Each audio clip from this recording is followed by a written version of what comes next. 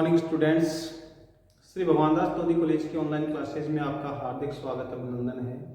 आज हम पढ़ रहे हैं बीएससी पार्ट फर्स्ट का सेकंड यूनिट, जिसमें अपन बात करेंगे आइसोमेरिज्म की।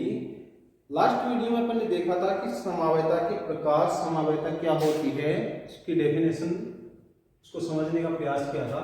अब मैं आपको बताता हूँ समवायता जो है अपन ने दो प्रकार से बताई कि एक होती है संरचनात्मक समवायता, दूसरी होती है त्रिविम समवायता। तो अपना आज का जो टॉपिक है वो है संरचनात्मक समवायता। संरचनात्मक समवायता,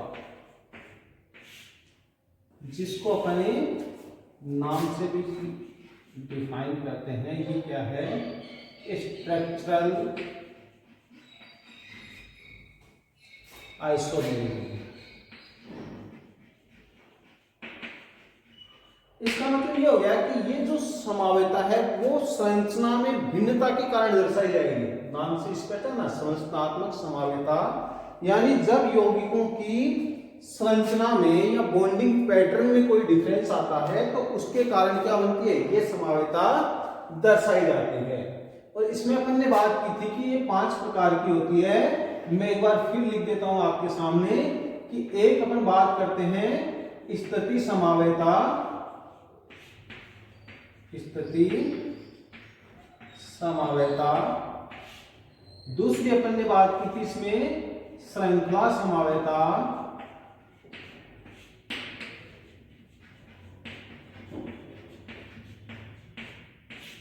तीसरी अपन ने बात की थी मध्यावयता।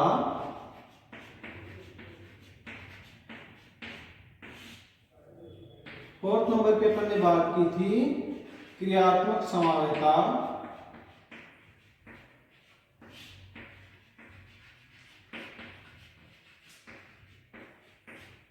फिफ्थ नंबर पे अपन बात करते हैं चलावयता।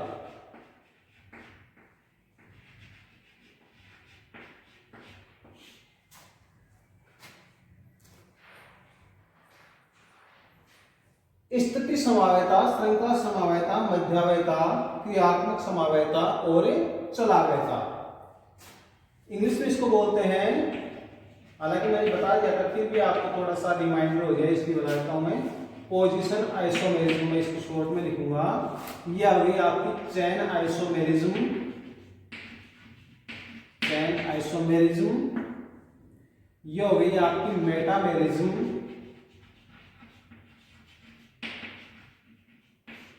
फोर्थ नंबर पे आ गई आपकी फंक्शनल आइसोमेरिज्म।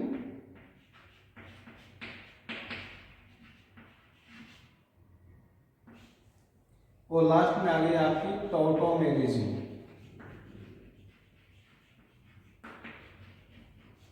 ये 5 प्रकार हैं इसके, किसके, संरचनात्मक समवायता के। सबसे पहले मैं आपको संरचनात्मक समवायता की डेफिनेशन बताता हूं, फिर अपन इनको 1 बाय 1 क्या करते हैं, इनकी स्टडी करते हैं।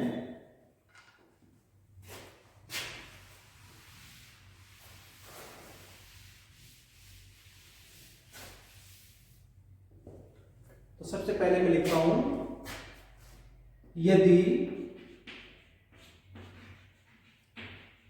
किन्हीं दो यौगिकों की संरचना में भिन्नता, ठीक है, संरचना में भिन्नता यानी इसका बॉन्डिंग पैटर्न क्या हो, अलग हो। क्या लिखेंगे, इसका बॉन्डिंग पैटर्न डिफरेंस है ना, डिफरेंस बिटवीन बॉन्डिंग पैटर्न। यदि किन्हीं दो यौगिकों की संरचना में भिन्नता के कारण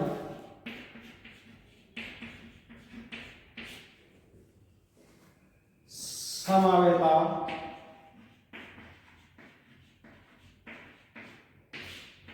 दर्शाई जाती है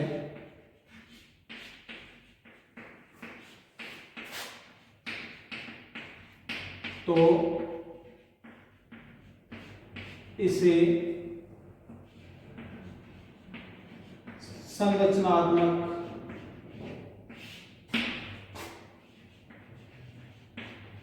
समवायता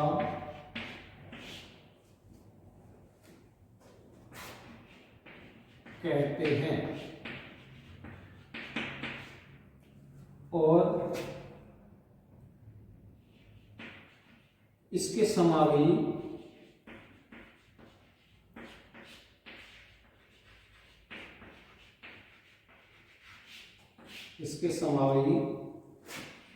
संरचनात्मक समावी कहलाते हैं।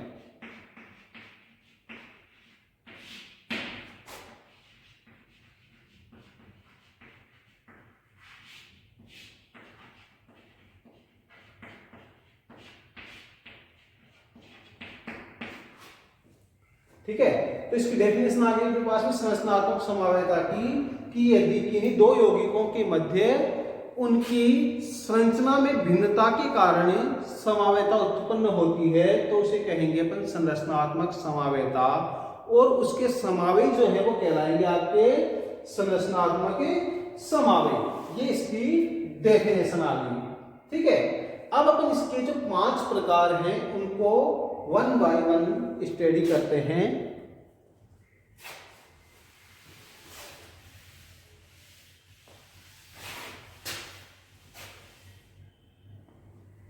देखिए, सबसे पहली बात करते हैं अपने स्थिति समवायता की।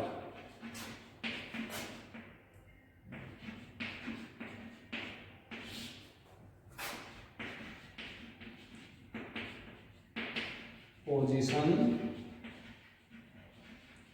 आइसोमेरिज्म। स्थिति समवायता किसी यौगिक में उपस्थित, है ना, स्थिति समवायता किसी यौगिक में उपस्थित द्विबंध या त्रिबंध की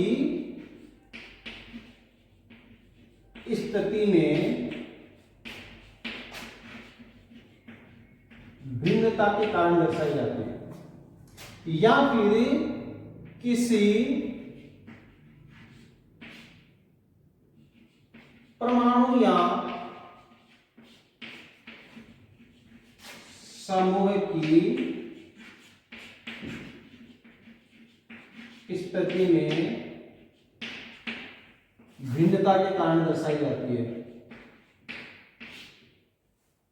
ठीक है, जैसे मैं आपसे कहूं कि CH3 CH2 CH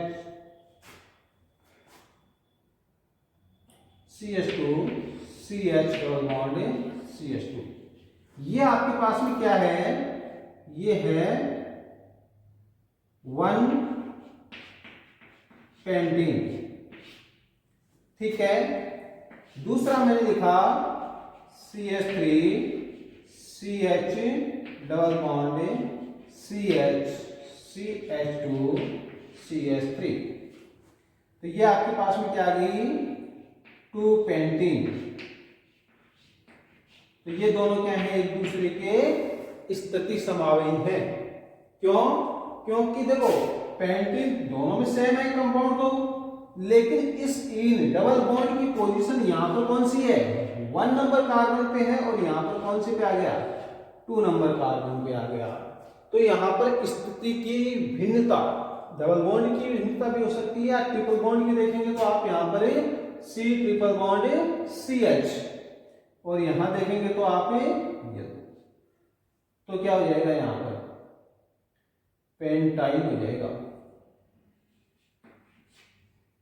ठीक है, पेंटाइन।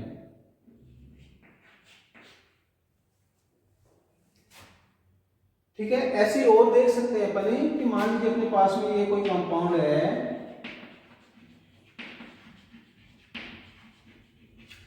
ठीक है, इसका आपने यहां पर एक क्लोरीन जोड़ रखा है, तो ये क्या हो गया, 2 क्लोरोपेंटीन। दूसरा कंपाउंड में लिखता हूं CH3 CH2 CH Cl CH2CH3। तो यहाँ पर देखो क्लोरीन कहाँ है, 2 नंबर पोजीशन पे है, यहाँ पर क्लोरीन क्या आ रहा है, 3 नंबर पोजीशन पे आ रहा है। यहाँ पे 2 नंबर पे है, यहाँ पे 3 नंबर पे। ठीक है, 1 2 3 4 5, 1 2 3 4 5। तो ये 2 क्लोरोपेंटेन और ये आपकी 3 क्लोरोपेंटेन। ठीक है, तो पेंटेन 5 कार्बन की श्रृंखला है, इसमें भी और इसमें भी कोई फर्क नहीं है, लेकिन क्लोरीन की स्थिति में परिवर्तन है। यहाँ पर 2 नंबर पे मौजूद है, यहाँ पर 3 नंबर पे मौजूद है। तो इस प्रकार की समावेयता किसी, चाहे वो डबल बॉन्ड हो, चाहे ट्रिपल बॉन्ड हो, चाहे कोई परमाणु हो या कोई समूह हो, उसकी भिन्नता के आधार पर, उसकी स्थिति में परिवर्तन के आधार पर जो समावेयता होती है उसे बोलते हैं स्थिति समावेयता। ठीक है, इसको नोट करना चाहें तो आप कर सकते हैं।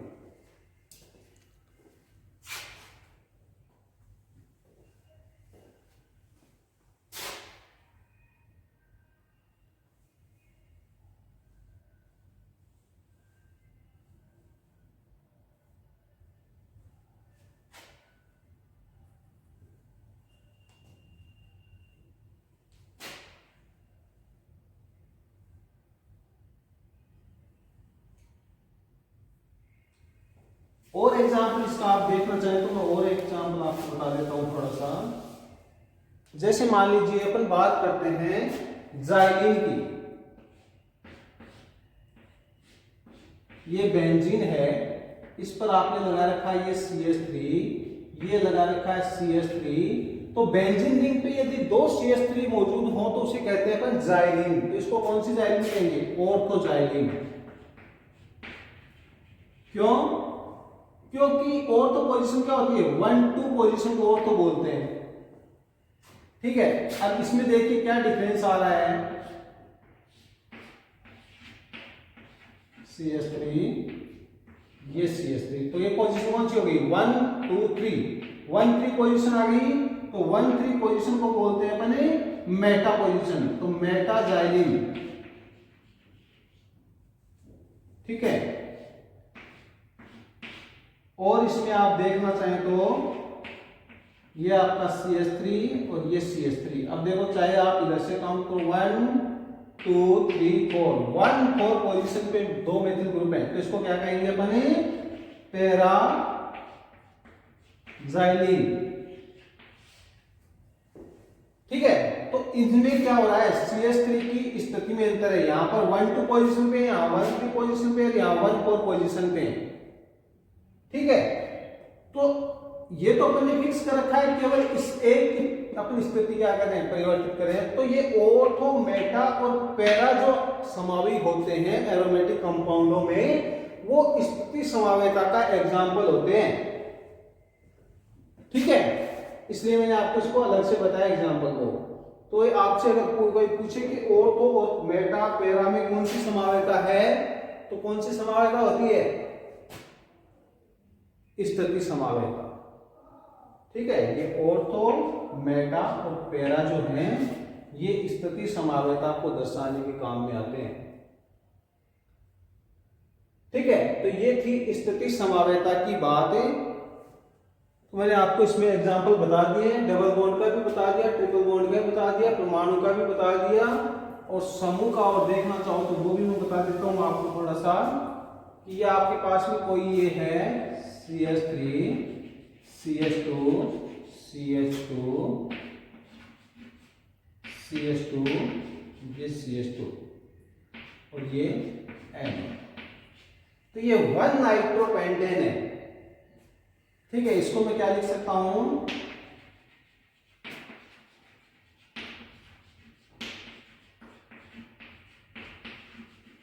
ये 2 नाइट्रोपेंटेन है,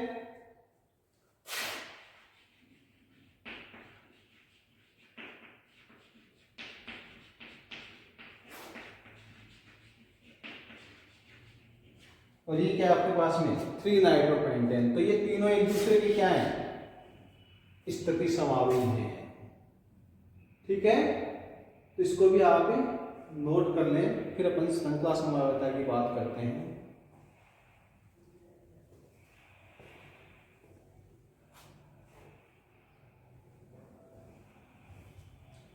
तो मेरे हिसाब से स्थिति समानता आपकी क्लियर हो गई होगी कि डबल बॉन्ड या फिर ट्रिपल बॉन्ड या किसी परमाणु या परमाणुओं के समूह की स्थिति में, है ना, किसी यौगिक में उपस्थित द्विबंध, त्रिबंध या किसी परमाणु या किसी परमाणुओं के समूह की स्थिति में भिन्नता के कारण जो समावेता उत्पन्न होती है उसे कहते हैं स्थिति समावेता। और उस कारण से जो आपके समावयी बनते हैं उनको कहेंगे स्थिति समावयी। ठीक है, तो ये पहले टाइप की जो है आपकी समावेता, उसका पहला पार्ट है स्थिति समावेता, वो कंप्लीट होता है। अब अपन नेक्स्ट बात करेंगे श्रृंखला समावेता की। तो दूसरी बात करते हैं अपने श्रृंखला समावेता। ठीक है, इसको इंग्लिश में लिखते हैं अपने चेन आइसोमेरिज्म।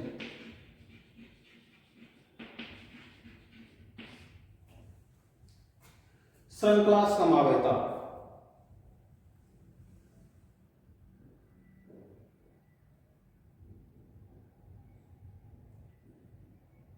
तो देखिए, किसी हाइड्रोकार्बन श्रृंखला युक्त किसी यौगिक में यदि उसकी श्रृंखला में नंबर ऑफ कार्बन में भिन्नता के कारण कोई समावेता उत्पन्न होती है तो उसे कहते हैं श्रृंखला समावेता। नाम से स्पष्ट है। तो इसमें क्या होगा आपका, श्रृंखला में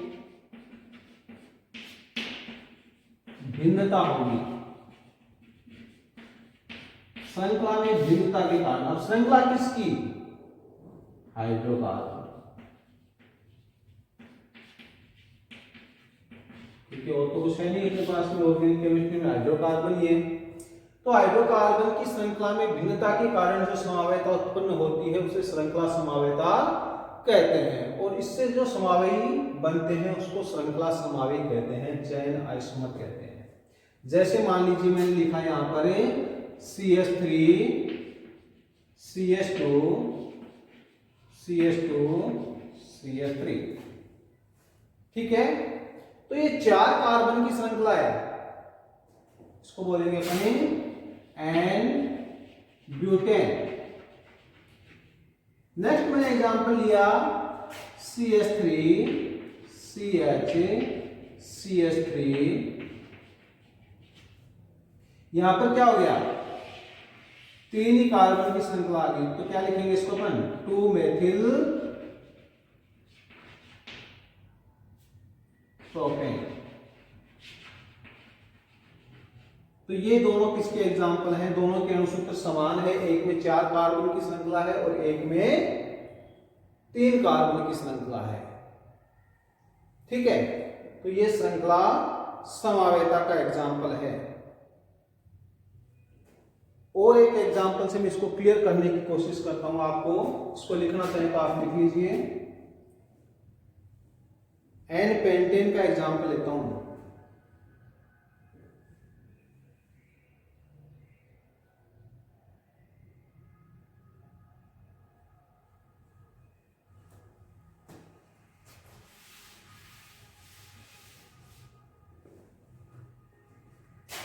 देखिए CH3 CH2 CH2 CH2 CH3, ये क्या अपने पास में एन पेंटेन है, एन पेंटेन। 5 कार्बन के ना, 1 2 3 4 5, और लंबी श्रृंखला है तो इसको क्या लिखेंगे, एन पेंटेन। नेक्स्ट मैं लिखता हूं इसको CH3 CH2, एन पेंटेन और आइसो पेंटेन।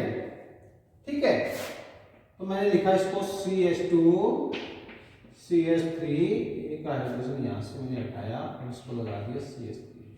अब देखो श्रृंखला कितने कार्बन की हो गई, 4 कार्बन की, 1 2 3 4।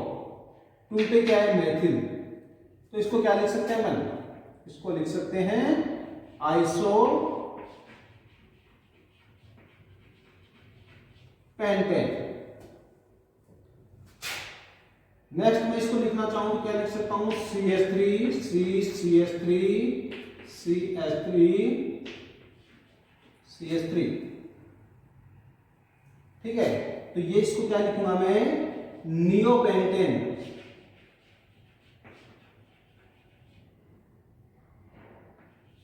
इसमें जो श्रृंखला वो क्या आ गई आपकी, 3 कार्बन की आ गई। ठीक है, तो ये तीनों क्या है, श्रृंखला समवायता के एग्जाम्पल है। लेकिन इसमें देख, इसमें तो नहीं होगा। चलो, ये 3 आपके एन पेंटेन, आइसोपेंटेन और नियोपेंटेन। ठीक है, इसमें 5 कार्बन की श्रृंखला है, इसमें 4 कार्बन की श्रृंखला है और इसमें 3 कार्बन की श्रृंखला है। तो ये कौन सी समवायता का एग्जाम्पल है, श्रृंखला समवायता का एग्जाम्पल है। इसको आप आराम से क्या कर सकते हैं, लिख सकते हैं और समझ सकते हैं।